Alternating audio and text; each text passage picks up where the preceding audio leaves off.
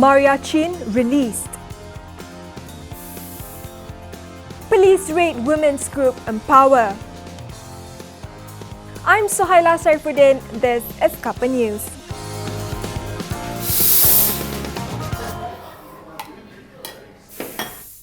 After 10 days in detention under the Security Offences Special Measures Act (SOSMA), Bersih 2.0 chairperson Mariachin Abdullah was finally released a day before her habeas corpus hearing.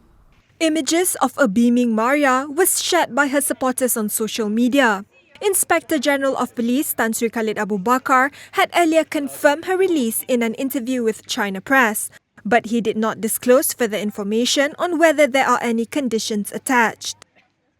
Today, at about 2 something, I was detained in a SOSMA center. I do not have any idea where it is. I was told to pack my things and brought blindfolded. Actually, it's the big goggle glasses. All the time. As long as I leave my cell, it's all in this dark glasses, and the police officer will take me through the corridors. At the present moment, hopefully they will bring it to court and we will fight them in court.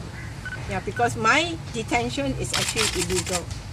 I am not a terrorist, and neither is per se a terrorist organization.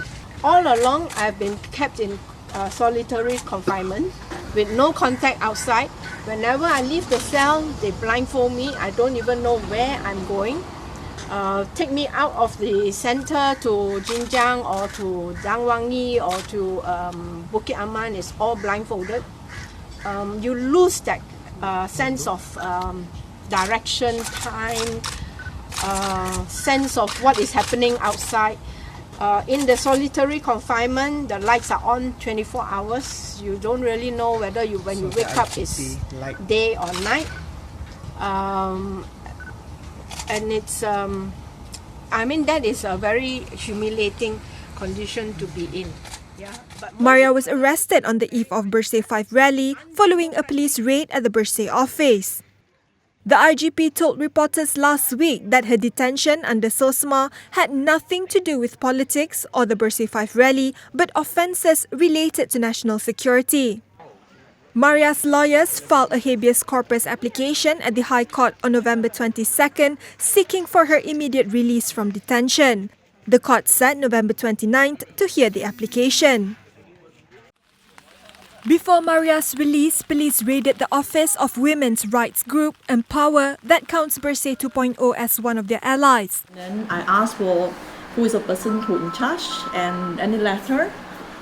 They say no, they don't need the letter, and they walk in because of Mariachin with under the SOSMA.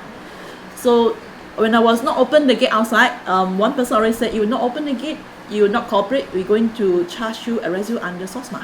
As long as anything that's involved, as long as there's Bersih's name in there, as long as it's regarding money coming in or coming out, even it's just a proposal.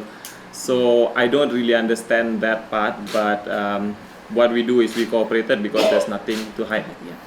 So I think it's really reprehensible the way the police use such high-handed tactics to ask for accounts. They could have written in. There's nothing for Empower to hide. If they even written in, we would have given them the accounts, for sure. But to actually hold these 2 people in, refuse them access to their lawyers for 3.5, 4 hours, that's really too much. Maria was a former executive director at Empower that advocates for justice and democracy and works with women and youth to realize their potential in areas of politics, economy and civil liberties. Earlier in the day, 5 opposition leaders were summoned by the police for questioning over the Bersih 5 rally. PKR's Datuk Saifuddin Abdullah, Serendah Assemblyman Dr. Xavier Jayakumar, Penanti Assemblyman Dr. Nurlila Arifin, Sekinchan Assemblyman Eng Swee Lim and Selangor Angkatan Muda Keadilan Head Afzai Nizam Rahman had their statements recorded at the Travis Police Station in Kuala Lumpur. One of their lawyers, Saiful Izham Ramli, told reporters that they are being investigated under the Sedition Act and Peaceful Assembly Act. Meanwhile, 2 Bersih office bearers were questioned by police in relation to the candlelight vigils seeking the freedom of Bersih 2.0 chairman Mariachin Abdullah. According to lawyer Sim Zazin, Bersih Northern Region Coordinator Dr. Toh Kin Woon and Secretariat member Lee Chung Lun are being investigated under the Peaceful Assembly Act. Meanwhile, a video of a foreigner being repeatedly beaten by a local man with a bamboo stick has gone viral on social media. In the 51-second video, the attacker ignores the victim's pleas as another man watches the assault.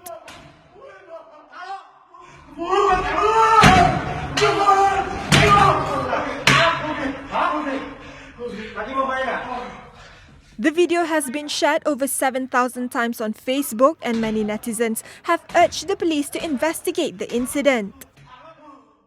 Work to prevent further soil erosion at the landslide site in Serendah is proceeding as scheduled and expected to be completed by tomorrow.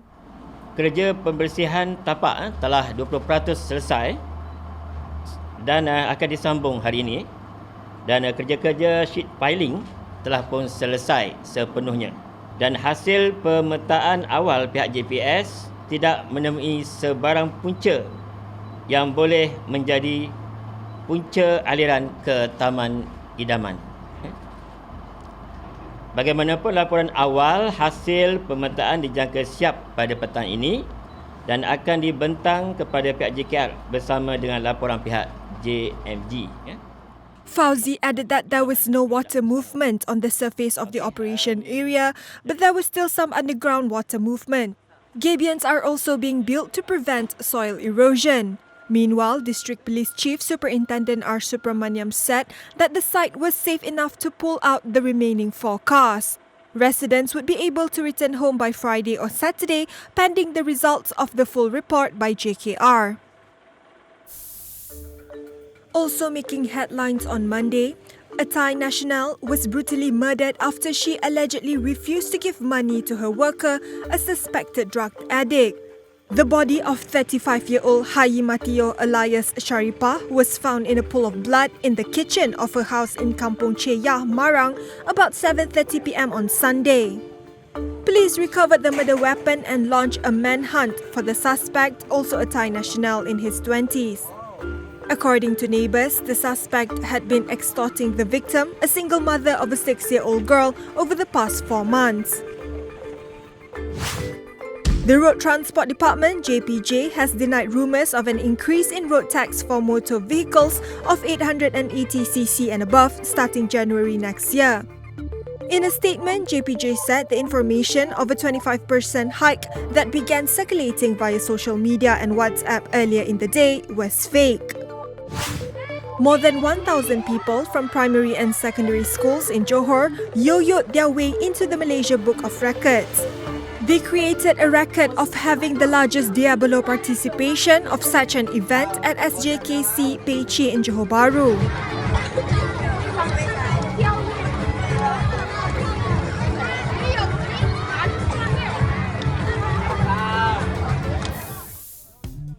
In other news, firefighters have extinguished blazes that ravaged Israel and the occupied West Bank for 5 days and forced tens of thousands to flee. Palestinian authorities also joined in the massive international firefighting effort. Israeli Prime Minister Benjamin Netanyahu made a rare phone call to Palestinian President Mahmoud Abbas to thank him for those efforts. Canadian Prime Minister Justin Trudeau, who was criticised for fondly remembering Fidel Castro without mention of his human rights record, has defended his comments. Do you think Fidel Castro was a dictator? Yes. And your statement yesterday reflected that. The fact is, Fidel Castro had a deep and lasting impact on the Cuban people. He certainly was a polarizing figure, and there certainly were significant concerns around human rights. That's something that I'm open about and that I've highlighted. But on the passing of his death, I expressed a statement that highlighted the deep connection between the people of Canada and the people of Cuba. Trudeau sparked fury and online mockery after he referred to Castro as a remarkable leader and expressed his sorrow at the death of Cuba's longest-serving president. CCTV footage captured the moment an e-cigarette exploded in the pocket of a man in New York, leaving severe burns on his leg, thigh and hands. According to local reports, the incident occurred last Wednesday at a wine shop in Grand Central Terminal. According to the victim's co-worker, the e-cigarette had been customized to deliver more voltage for higher performance, which seems like a probable explanation for the incident. A Japanese amusement park that throws 5,000 dead fish into the ice of a skating rink has been forced to close it after facing a barrage of criticism on social media. The operator of Space World in Kitakushu City first boasted about the attraction was a world first and lure more skaters. The amusement park is now melting the rink, which could take about a week, and hold a memorial service for the fish. Let's hope none of the fish goes to waste after it's defrosted. And that's all from us this Monday evening. Good night.